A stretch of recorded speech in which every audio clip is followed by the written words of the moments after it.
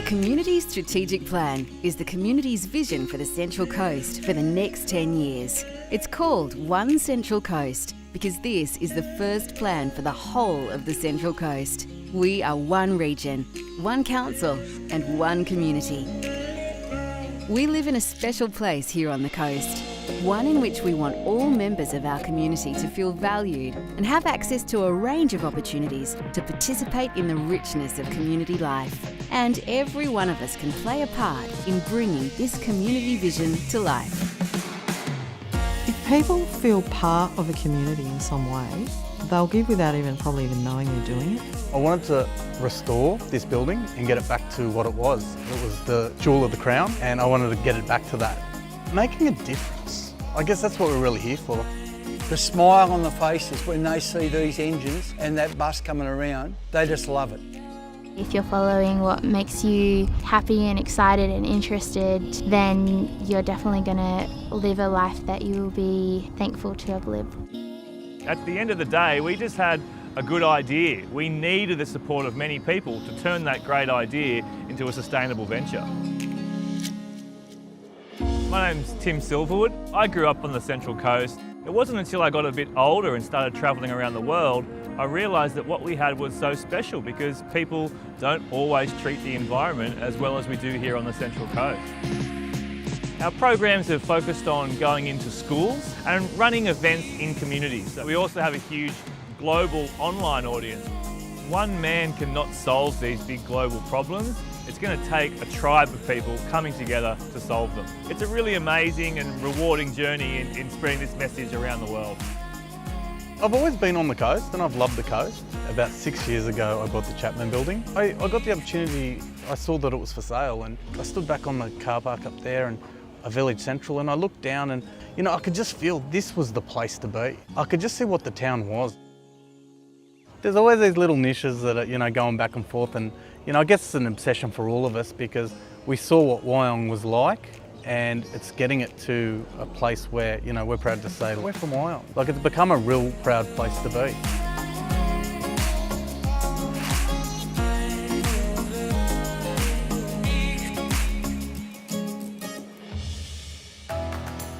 My name's Chris Wallace. Myself and my wife, we own Community Fire Education and the Fun Engine. We educate the community in a different way. We teach people what to do in case of fire. One of the biggest things is our education bus.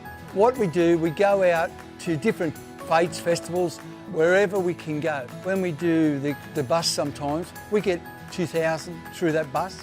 I just enjoy communicating and getting out there and just educating in a different way.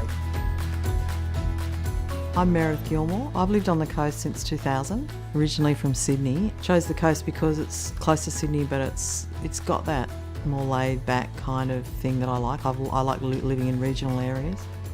I started visual art in my 40s. It's just so different from what I ever thought that I'd ever do, and it is what led me into thinking it would be great to talk to people in the arts on the radio. So I started doing some shows, particularly a program called Coast Arts, which was a new show, and I reached out into the community because I'm an artist as well. And I just felt like there was a lot of scope on the radio to do interviews with artists and poets and writers, and that's been going now for over 7 years.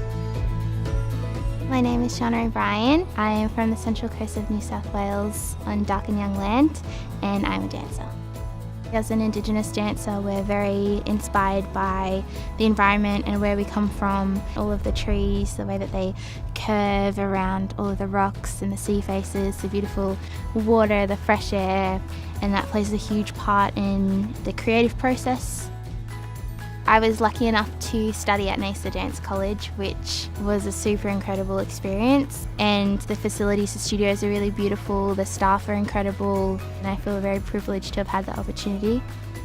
Through volunteering, I was able to meet a bunch of really great other young people in the community that are really passionate about helping other people, and that's a way of taking something that I'm very passionate about and sharing that with other people.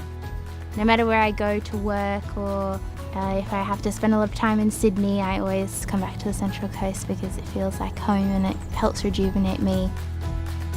One of the things about the Central Coast I've noticed as well, which is people are so helpful to each other. They collaborate, they are interested in going to each other's exhibitions, not just to see what people are doing, but so that there are people there. And you've got to be competitive, but you don't have to always be competitive with each other. If you're in a position to make a difference, I guess you're obliged to make that difference, really. Just happy to, give it all I could, and it became, a local icon and a bustling place to be.